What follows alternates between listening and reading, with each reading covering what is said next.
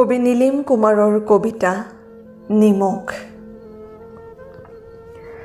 দুখৰ দৰে নিমখ বগা ঢকঢকীয়া, নিমখান একো নহয় দুখ। এই যে পৃথিৱীৰ তিনিভাগ পানী, জগতৰে চকু পানী, য'ৰ পৰা হয় নিমখৰ জন্ম। নিমখ খাওঁ বাবে আমাৰ তেজ লুণীয়া, অশ্ৰু লুণীয়া, ঘাম লুণীয়া, আনকি হৃদয়টো দুখৰে ভৰাল, লোণৰে ভৰাল। সেয়েহে হৃদৰোগীয়ে নিমখ খোৱা প্ৰায় মানা। নিমখ খাওঁ বাবে আমি দুখত পৰোঁ, সেয়েহে আমাৰ জীৱনৰ তিনিভাগেই দুখ। তথাপি নিমখ সকলোৰে প্ৰিয়। নিমখ নহ'লে আমাৰ পেটলৈ ভাত নাযায়, নিমখ নহ'লে সকলো সোৱাদ হয় মিছা।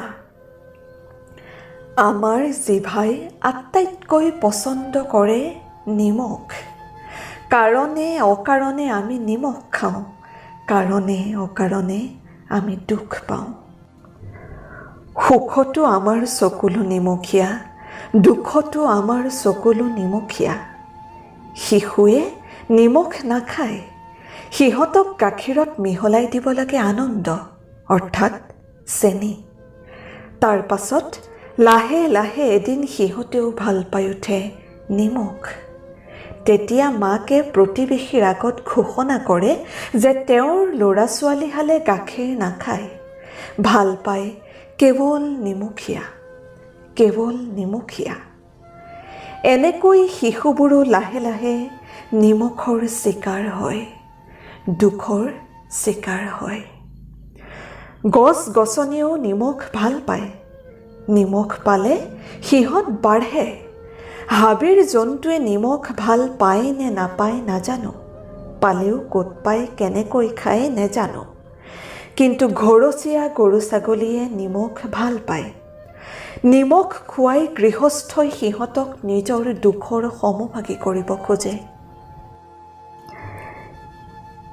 এদিন নিমখে মোক সুধিছিল, হাতীৰ সৈতে তাৰ কি সম্পৰ্ক যে হাতী মৰিলে নিমখেৰে পুতিব লাগে? সুধিছিল, সেই শক্তিশালী জন্তুটোৰ ভিতৰতো কিবা দুখ আছে নেকি যে নিমখেৰে ঢাকিব লাগে? মই উত্তৰ নিদিলোঁ। নিমখক কেনেকৈ বুজাওঁ মানুহৰ বিজ্ঞান? নিমখো আৱেগিক।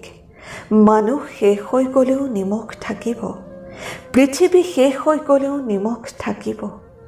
কাৰণ তেতিয়া ঈশ্বৰে চকু লুটুকিব, আৰু চকুলো মানেইতো নিমখ। নিমখ থাকিব ঈশ্বৰৰ চকুলো হৈ। এই ৰহস্যময় আৰু গভীৰ চৰিত্ৰৰ নিমখ, যিয়ে আমাক ইমান দিছে, যিয়ে আমাক দিছে সাঁতুৰিবলৈ অশ্ৰুৰ এটা সমুদ্ৰ, যিয়ে আমাৰ জীৱনক শিকাইছে অনন্য সুন্দৰ দুখৰ পাঠ। সেই নিমখক মোৰ নমস্কাৰ, সেই নিমখক মোৰ নমস্কাৰ।